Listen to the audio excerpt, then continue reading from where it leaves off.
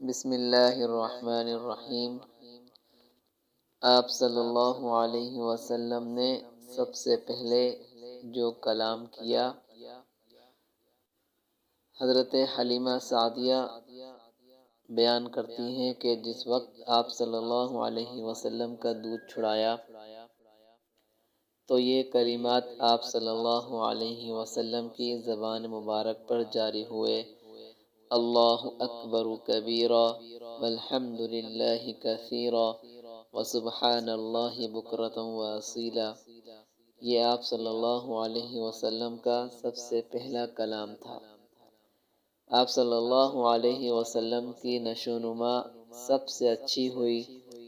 آپ صلی اللہ علیہ وسلم 2 سال میں ہی اچھے خاصے بڑے معلوم ہوتے تھے۔ پھر ہم حسب ضابطہ اور حسب قاعدہ آپ صلی اللہ علیہ وسلم کو ان کی والدہ ماجدہ حضرت آمنہ کے پاس لے کر آئے، مگر آپ صلی اللہ علیہ وسلم کی برکات کی وجہ سے آپ صلی اللہ علیہ وسلم کو چھوڑنے کا جی نہیں چاہتا تھا۔ اتفاقاً جس سال میں ان کو مکہ لے کر آئی تو مکہ میں طاعون کی وبا پھیلی ہوئی تھی۔ ہم نے اس وبا کا بہانہ کر کے آپ صلی اللہ علیہ وسلم کو واپس لے لیا۔ آپ صلی اللہ علیہ وسلم ہمارے پاس رہے، باہر نکلتے بچوں کو کھیلتے ہوئے دیکھتے مگر خود علیحدہ رہتے تھے۔ ایک روز حضرت حلیمہ سے فرمانے لگے کہ میرے دوسرے بھائی دن بھر نظر نہیں آتے، وہ کہاں جاتے ہیں؟ تو حضرت حلیمہ فرماتی ہیں میں نے فرمایا کہ وہ بکریاں چرانے جاتے ہیں۔ تو آپ صلی اللہ علیہ وسلم نے فرمایا کہ مجھے بھی ان کے ساتھ بھیج دیا کریں۔ اس کے بعد آپ صلی اللہ علیہ وسلم اپنے رضاعی بھائی حضرت عبداللہ کے ساتھ جایا کرتے تھے۔ ایک مرتبہ جنگل میں دونوں مویشی چرا رہے تھے کہ عبداللہ دوڑتے ہوئے اور ہانپتے ہوئے گھر پہنچے اور اپنے ابا جان سے کہا کہ میرے قریشی بھائی کو 2 سفید کپڑے پہنے ہوئے آدمیوں نے پکڑ لیا ہے اور ان کو زمین پر لٹایا اور ان کا پیٹ چاک کیا اور میں ان کو اسی حال میں چھوڑ کر آیا ہوں۔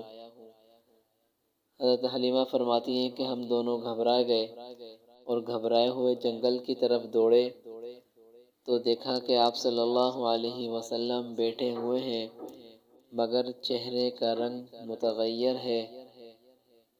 میں نے پوچھا کہ بیٹا کیا بات ہے؟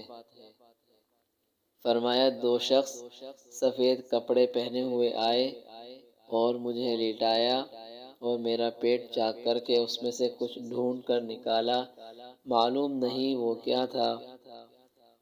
ہم آپ صلی اللہ علیہ وسلم کو گھر لے آئے۔ اس کے بعد میں آپ صلی اللہ علیہ وسلم کو ایک کاہن کے پاس لے گئی۔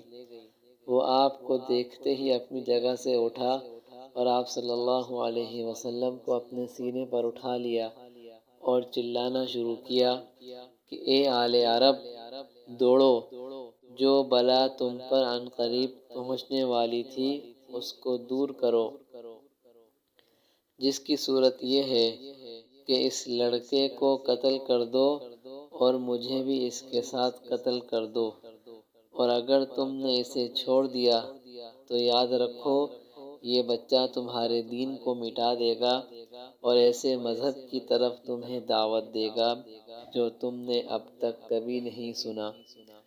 حضرت حلیمہ یہ سن کر پریشان ہو گئی اور آپ صلی اللہ علیہ وسلم کو اس بدبخت کاہن کے ہاتھ سے کھینچ لیا اور کہا کہ تو دیوانہ ہو گیا ہے، تجھے خود اپنے دماغ کا علاج کرانا چاہیے۔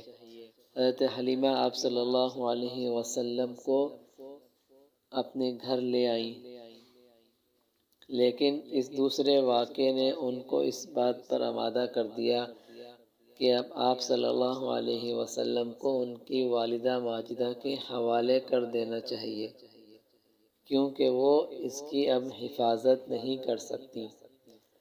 جب آپ صلی اللہ علیہ وسلم کو مکہ لے کر پہنچی اور آپ صلی اللہ علیہ وسلم کی والدہ ماجدہ کے سپرد کیا تو انہوں نے حضرت حلیمہ سے پوچھا کہ اس باوجود خواہش کر کے آپ اس کو اپنے ساتھ لے گئیں تو اتنی جلدی واپس کیوں لے کے آ گئیں؟ تو حضرت حلیمہ نے سارا واقعہ بیان کر دیا۔ تو حضرت آمنہ نے یہ سن کر فرمایا کہ بے شک میرے بیٹے کی ایک خاص نشانی ہے۔